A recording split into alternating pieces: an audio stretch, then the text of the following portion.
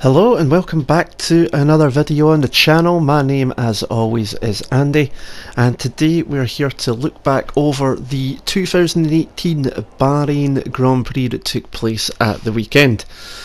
First of all, before we start, number one, you can see I'm actually using the replay mode from F1 2017.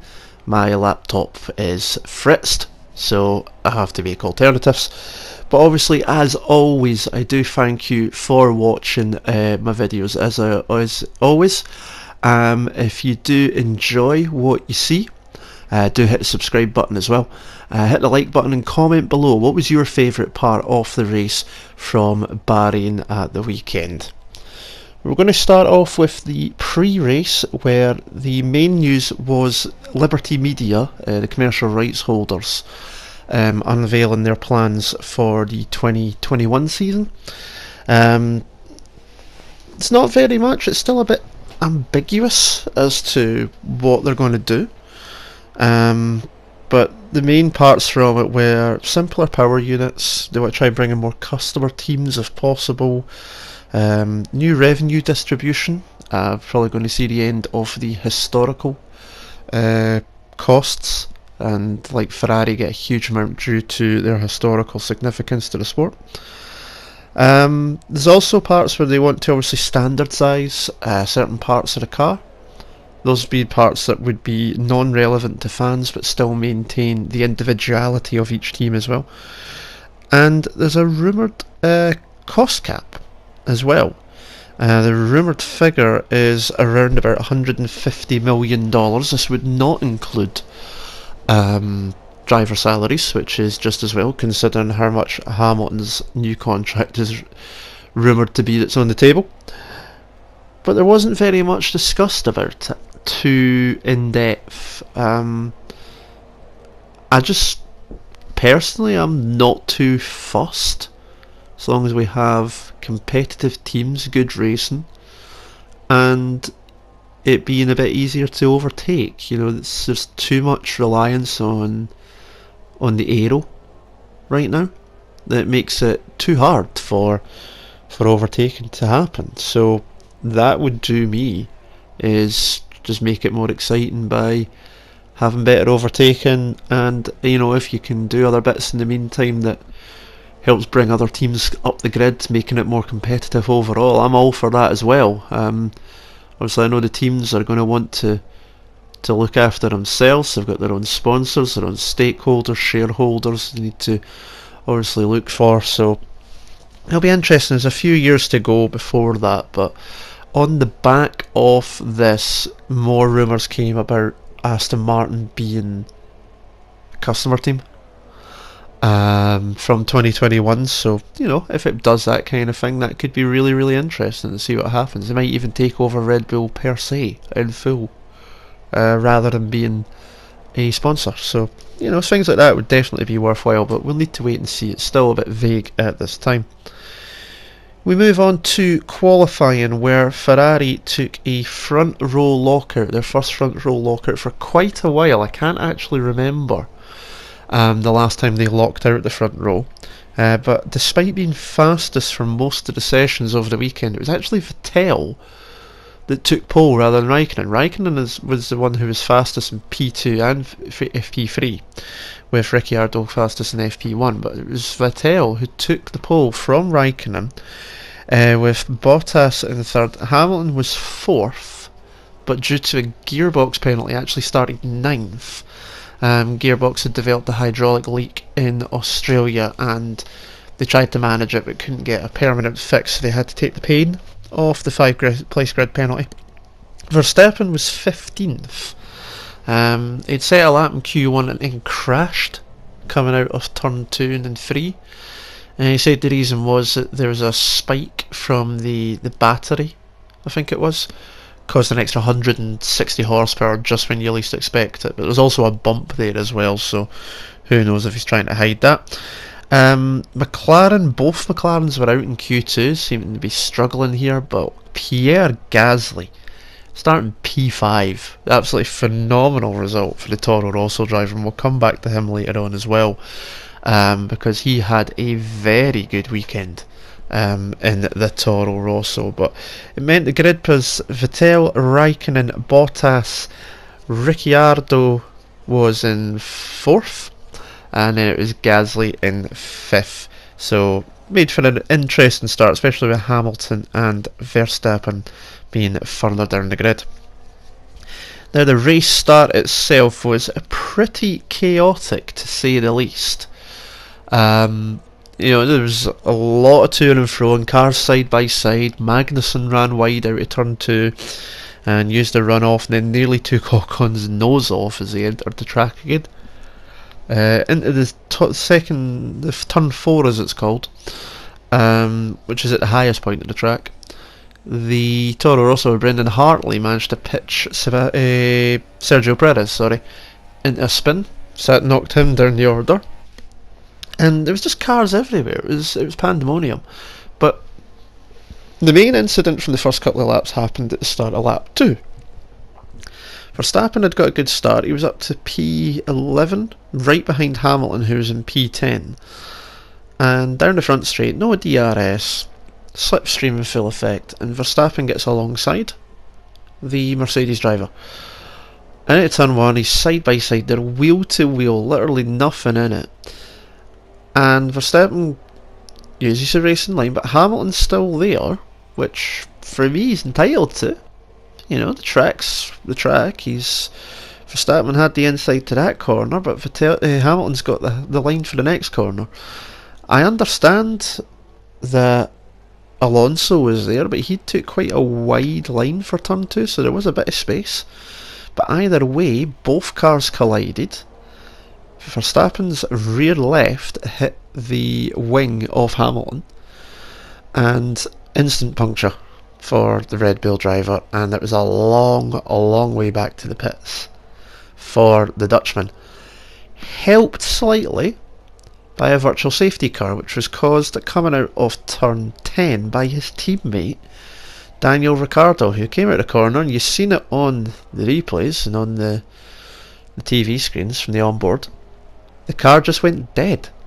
You know, the lights in the steering wheel went off. It was as if someone just unplugged it almost. You know, switched it off, that was it, dead as a dodo.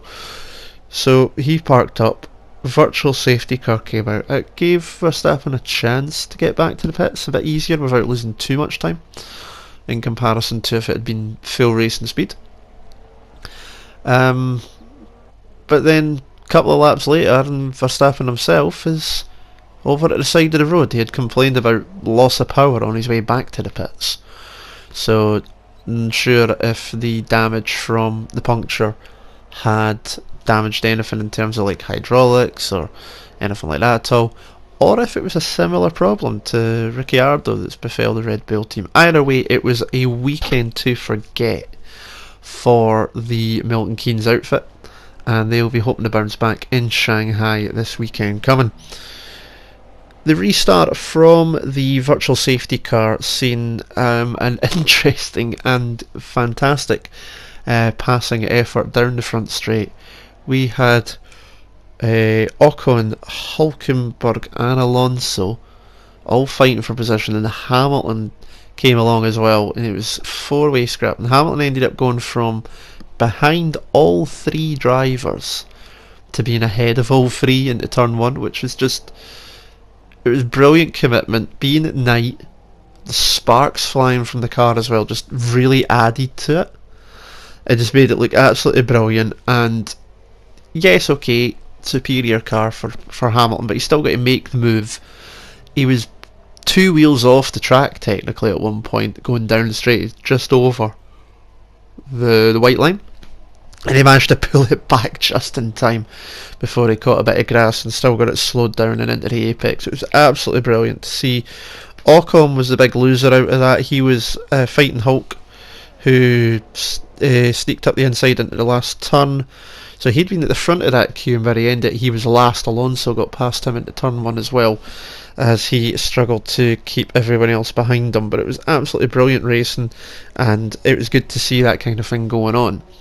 And it happened quite a bit during the race. Seen quite a lot of action up and down the field. But what also made it interesting this race was the difference in strategies. We seen the Saubers go pit early and go into mediums, and they ran right to the end. Marcus Ericsson especially, proven that worked very well. He actually made a few passes himself on his way to 9th for his first points in, I think it's 56 races for the Swedish driver, which is just nuts that it's been that long since he's had any points. But people were doing that. Some people were going from super soft to soft, and then I seen McLaren went from medium, they then pitted again, went back to super soft for the end of the race. So it was up and down. There was a lot of different strategies about, and it made it interesting, but none more so interesting than at the front. At the front, Ferrari had pitted, gone from super soft to soft, and then the Mercedes came in. Bottas first, because he was in the super softs. Remember, Hamilton started on the yellow banded softs, having put in a great lap in Q2. And they put Bottas onto the mediums, so he could run to the end of the race. It was capable of doing 40 plus laps, Pirelli had said. So that kind of threw a bit of a pigeon in amongst it all. And then when Hamilton pitted, he done the same thing. And Mercedes throwing a bit of running a longer stint. They were expecting, I think, Ferrari to go. I think they were probably expecting them to go for 2 stops. And be, up behind them at the end. Or to try and eke it out for 1 stop, but Pirelli had already said the softs would last about 30 lap stops. So that would mean Vettel having to go at least 40 laps. So they were confident that they'd got the strategy call right, and were managing the race as such. But as we've seen in Australia, things can go wrong, and Vettel, I don't know how he done it, but he managed to make those tyres last 40 laps. He said the last 10 laps they were gone. They even threw in a few cheeky radio messages trying to throw Mercedes off as well. Bottas was right behind him at the end. He had 1 chance into turn 1, and he should have just stuck up the inside, to be honest, in some way. Really made Sebastian think about it, but he didn't, and Seb would hold on for the win from Bottas. Hamilton would take 3rd, about 6.5 seconds back. And you might be wondering, where's Raikkonen? Well, you probably already know what happened to Raikkonen, because it made for quite a bit of news coverage from the weekend. Raikkonen pitted for his 2nd stop. He was going to go from the softs to the super softs, and there was an issue with the left rear. They couldn't get the tyre off.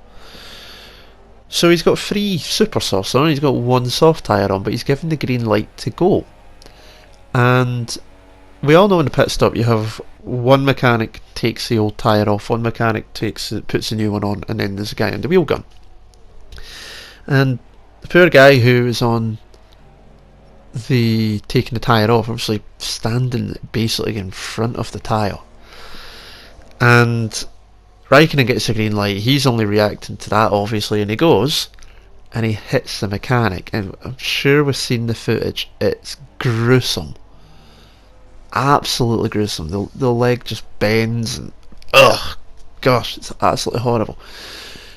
Mechanic's good, he's had surgery, he's doing well, which is great to see, but double leg break is what they've been saying, and it just brings back the whole, is there too much automation in the pit stops?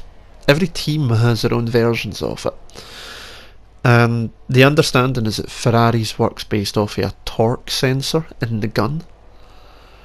Now whether they've tried to unscrew the nut and then tightened it again to try and do it again due to a crossthread or something, and that sent the signal to the automation. Either way, I don't know, but it's the 2nd time this weekend that Raikkonen was sent out with, well, he was sent out in practice with a loose wheel nut, crossthread. bit like what happened to Haas in Australia. So it was his second incident of the weekend, but this one obviously a lot more unfortunate in terms of the fact that it did actually cause an injury to one of the team members, which is a real shame. So wish the mechanic obviously a really speedy recovery.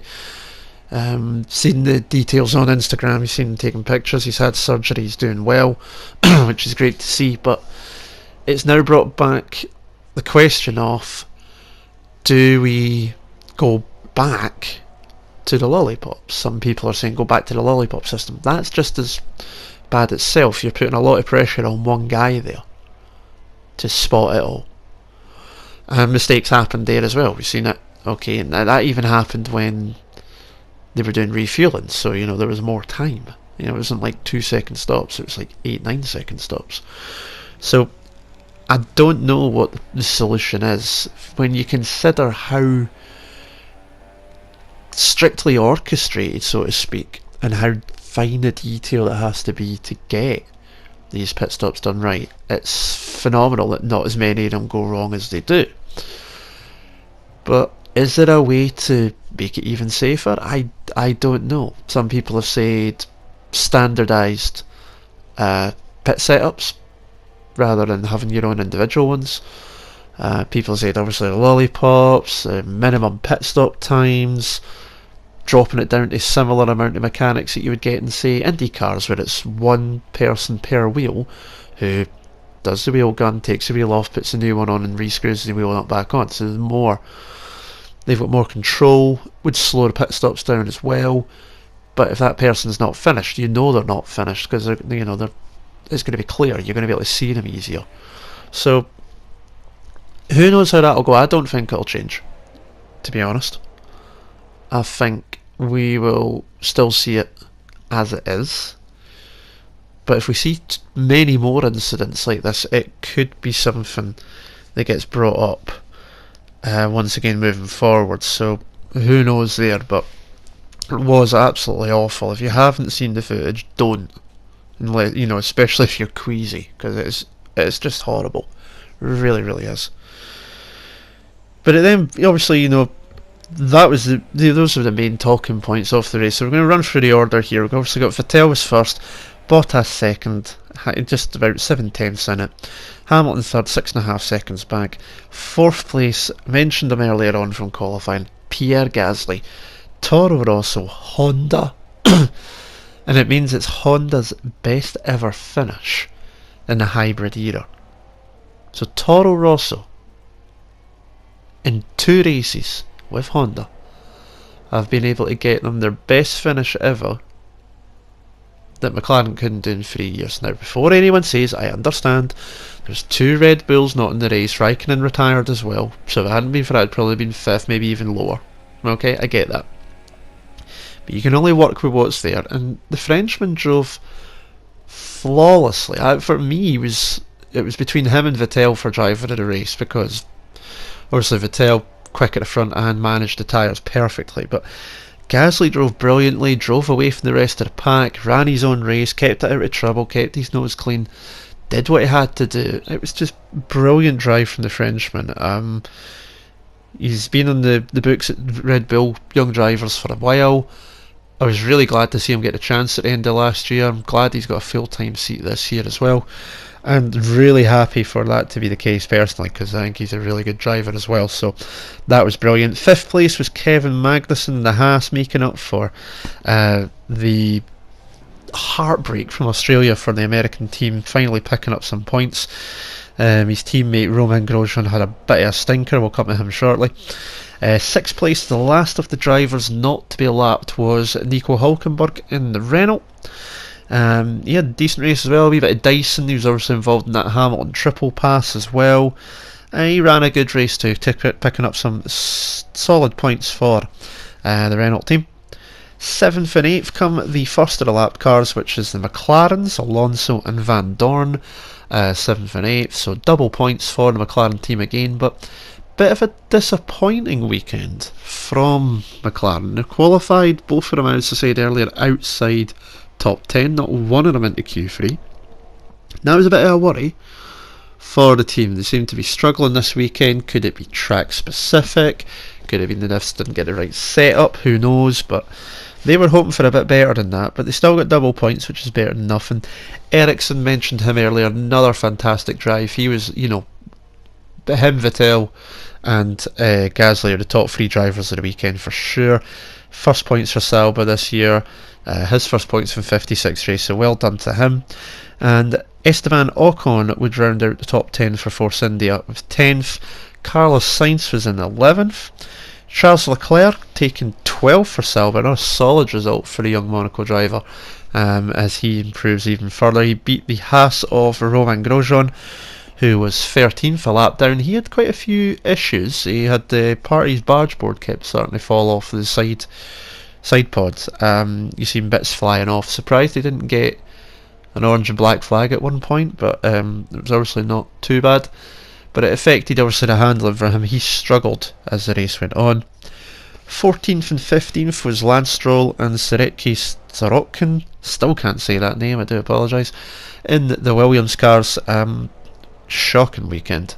The Williams looks horrible. My pre-season worries that they could really struggle this year are currently coming true, which saddens me.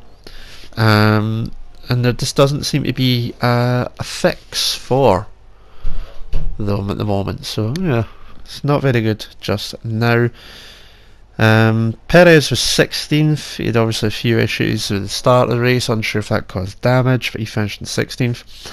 And Hartley was the last of the runners in 17th. Your 3 retirements were Raikkonen, Verstappen and Ricciardo, as we mentioned earlier on. But that was the Bahrain Grand Prix. Don't have to wait long for the next race, as the next race is this weekend in China, in Shanghai. Can Mercedes get back in front of Ferrari? Can they get a win on the board? Because if Vettel wins a third race, it's going to be tricky. As the season goes on, he's going to have built up a nice bit of points lead. And that's going to make it tricky as the season goes on. So Mercedes will want to get back into winning ways sooner rather than later. Ferrari will just want to continue from where they've picked off, basically, in the first 2 races. And what about the midfield battle? What's going to happen next between Toro Rosso, Haas, McLaren, Renault?